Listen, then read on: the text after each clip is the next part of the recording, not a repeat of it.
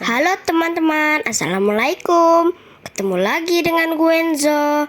Hari ini Gwenzo mengikuti lomba mewarnai di PTC dalam rangka HUT PTC ke-20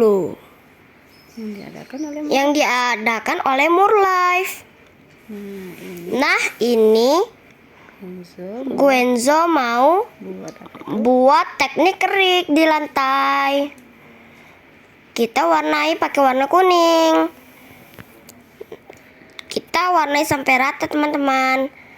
Nah, terus kita warnai dulu. Terus kita akan mewarnai gelasnya. Objek-objek kecil. Terus kita tambahkan gambar kayak mangkuk. Terus kita kasih tulisan Murlife. Krayon yang dipakai adalah grapes, mata sedang. Ini kita lanjutin mewarnainya. Terus kita warnai warna kulit buku. Terus kita warnai wajah. Nih, wajahnya ini sesuai dengan dagu, mata, tapi jangan sampai ada yang terlewat. Ini krayon grapes ini matanya sedang. Tapi kamu pakai gribble itu. Tapi pakai gribble juga sih. Selain grapes, krayon yang dipakai juga adalah gribble. Buat wajah, juga lantai yang mau dikerik. Ini nggak dikasih warna lantainya karena mau nunggu kering dulu ya. Buat dikerik. Terus kita lanjuti warna mukanya. Kita warnai pakai warna mukanya. Nah, karena itu terus kita warnai kotaknya. Kotak Murlife. Nah, terus kita akan mewarnai tasnya. Untuk objek-objek lainnya jangan sampai warna yang sama ya teman-teman.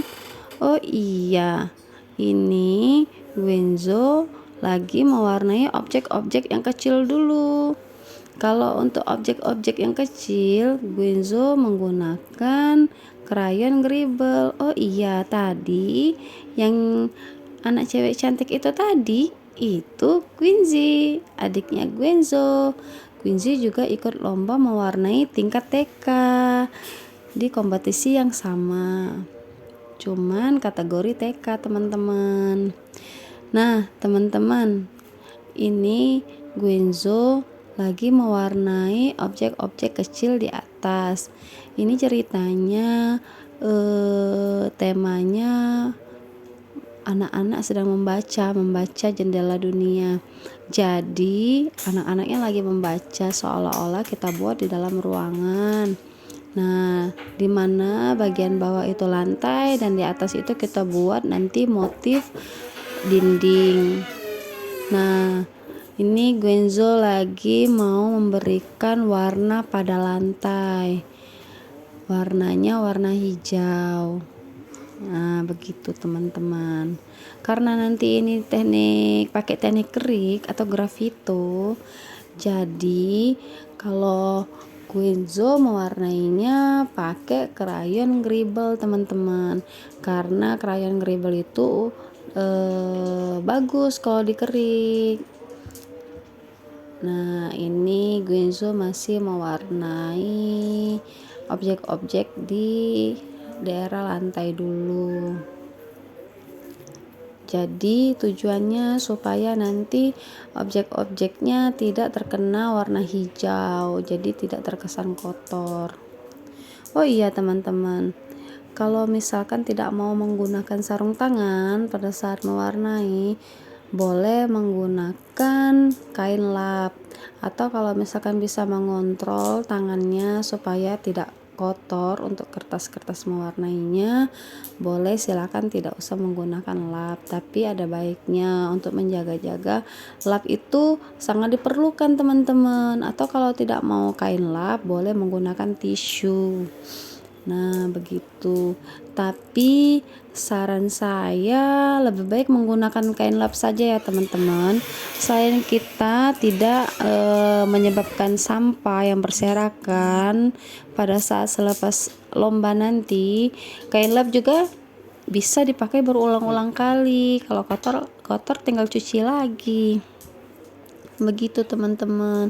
Jadi kalau misalkan krayonnya kotor atau sudah tercampur dengan warna sebelumnya, misalkan warna biru nih tercampur dengan warna coklat misal, kan nanti kan kalau kita mau mewarnai objek yang lain yang berwarna biru, maka itu akan kotor teman-teman. Jadi sebelum kita gunakan, kita lap dulu krayonnya sampai bersih. Nah, selain itu juga fungsinya lap di sini juga bisa untuk melapisi tangan kita pada saat mewarnai supaya tidak menyentuh objek yang sudah diwarnai, atau mungkin tangan kita juga ada kotor, begitu menempel pada kertas yang belum diwarnai juga bisa meninggalkan bekas. Jadi ada baiknya kita menggunakan kain lap atau juga boleh juga tisu begitu. Nah, ini udah hampir selesai di bagian lantai. Guenzo mulai mewarnai di bagian dinding. Nah, karena waktu durasinya sudah tinggal sedikit lagi, jadi tadi kan Guenzo rencananya mau menggunakan teknik kerik juga pada dinding, tapi setelah melihat waktu kayaknya sudah tidak cukup, jadi akhirnya diputuskan Guenzo mewarnai dindingnya dengan tetap teknik bata tapi menggunakan penebal saja. Nah, begitu. Ini agak sedikit buru-buru ya teman-teman, karena waktu tinggal sedikit lagi. Ya, begitulah. Kadang-kadang kita terlena di awal, jadi santai-santai dulu di awal. Ketika waktu tinggal sedikit, kita baru sadar kalau oh iya ya, waktu sedikit lagi, begitu. Nah, ini sudah tinggal dinding, bagian lemari dan rak-rak bukunya udah selesai. Nah, Guenzo menggunakan warna merah, vermilion, dan oranye. Ceritanya ini mau dibentuk seperti batu bata teman-teman. Nah, begitu. Tidak perlu repot-repot untuk dikerik, cukup tinggal digaris-garis saja. Iya. Nah, garis-garisnya pelan-pelan ya teman-teman, harus diperhatikan garis sebelumnya. Nah, ini Guenzo agak buru-buru, jadi ada garis-garis yang miring-miring ya, begitulah. Kadang-kadang kita latihan di rumah dengan mewarnai di lomba itu beda-beda teman-teman, karena pada saat di lomba itu juga pertama kita nervous, kedua itu dikejar waktu begitu.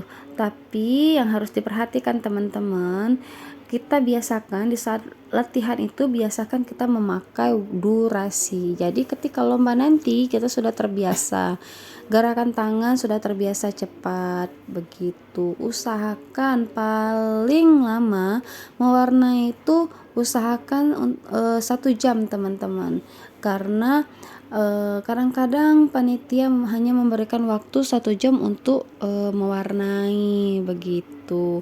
Jadi kalau misalkan pada saat kita lomba diberikan waktu 1,5 jam, ya 30 menit terakhir boleh kita gunakan untuk finishing atau menambahkan hiasan-hiasan. Nah, sekarang ini Guenzo lagi mengerik bagian lantainya teman-teman. Nah, pakai alat kerik ya teman-teman. Alat kerik dijual di marketplace atau bisa dicari di toko-toko perlengkapan alat tulis terdekat teman-teman, atau juga bisa dipesan melalui di toko oren, bisa silakan dicari. Namanya pengerik mewarnai. Tinggal diketik aja di pencarian pengerik mewarnai. Kalau bisa usahakan beli yang lengkap ya teman-teman, karena itu ada yang mata satu untuk teknik yang runcing, ada yang gepeng, ada yang mata 2, ada yang mata 3 begitu. ada juga yang serabut untuk mengerik bagian rambut. Nah, sekarang Guenzo sedang menambahkan bingkai. Bingkainya warna hitam saja ya teman-teman, karena di dalam gambarnya sudah full color. Jadi supaya memberikan kesan warnanya hidup, jadi Guenzo memberikan warna hitam begitu. Tetap hati-hati ya teman-teman, untuk mewarnai bingkai kadang-kadang kita buru-buru begitu. Jadi harus lebih hati-hati, jangan sampai warna yang sudah kita buat jadi kotor gara-gara warna hitam pada bingkai. Nah, warna hitam pada bingkai udah selesai, jadi kita mulai menebali lagi. Jadi kadang-kadang kita harus memilah-milah yang mana yang kita prioritaskan terlebih dahulu supaya untuk menghasilkan pewarnaan yang bagus. Jadi kita sebisa mungkin mengontrol waktu dan mendahulukan apa yang harus didahulukan pada saat lomba teman-teman.